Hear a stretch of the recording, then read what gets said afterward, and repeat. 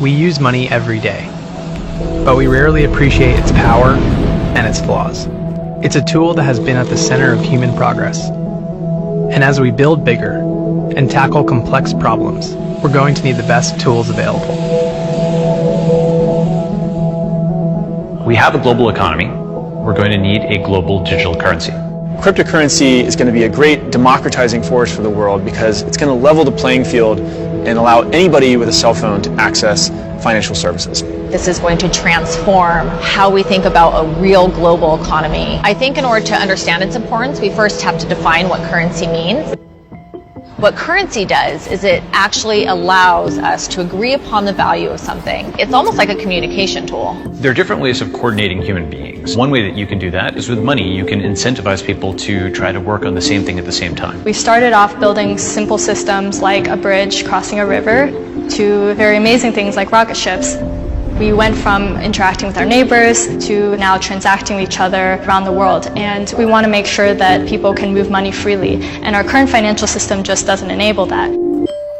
So the current systems are very centralized, and so we have big banks and big governments. There's a lot of middlemen who make things incredibly inefficient. When you talk about the problems of the existing financial system, you can go to a situation like Venezuela where money is being printed and folks' savings are basically being destroyed.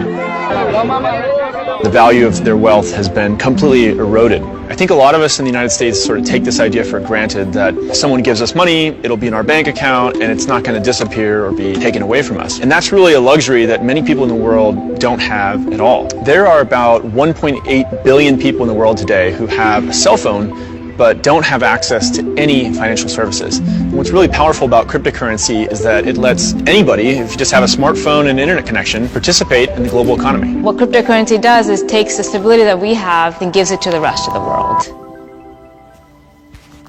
If I have a dollar bill, I can hand that directly to somebody else. There was no bank in the middle there.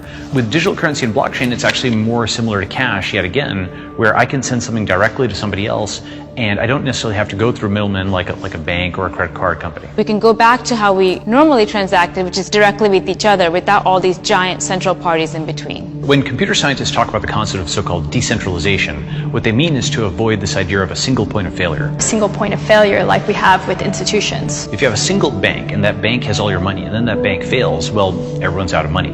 Whereas if you have lots of different individual nodes, hard drives and phones and so on that have some money, well, they're probably not all going to fail at the same time. So you no longer need the middleman to keep track of an internal ledger. All these computers are writing everything down for you. That network effect makes it unbreakable. So technology makes us richer and wealthier because you need less time or less money or less effort to get something done. Right now, when people think of crypto, I think they think of investment. There's a lot of speculation, there's a lot of talk of prices and how much money has been raised, but it's really important to see past that. It'll shift to people actually using cryptocurrency to buy goods and services and transact in the economy. And that's not just send money back and forth, that means employ each other or fund each other.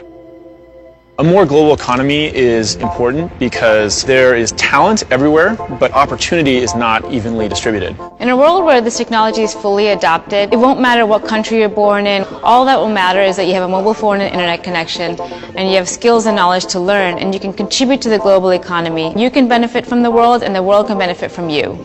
Think about what kind of economy we could have if we had a global currency that we were all responsible for and all invested in. It opens up opportunity for everybody. Just being able to trust that if I do good work in the world and someone compensates me for it, I will be able to keep that wealth. That's such a powerful idea that it actually encourages people to try to do more good things in the world. If you've got lots of people who are invested in each other's success, literally, they're invested in each other's success at a broader level. I think cryptocurrencies are going to be as impactful to humanity as the internet has been. Digital currency and blockchain can bind us in ways that we wouldn't be bound before.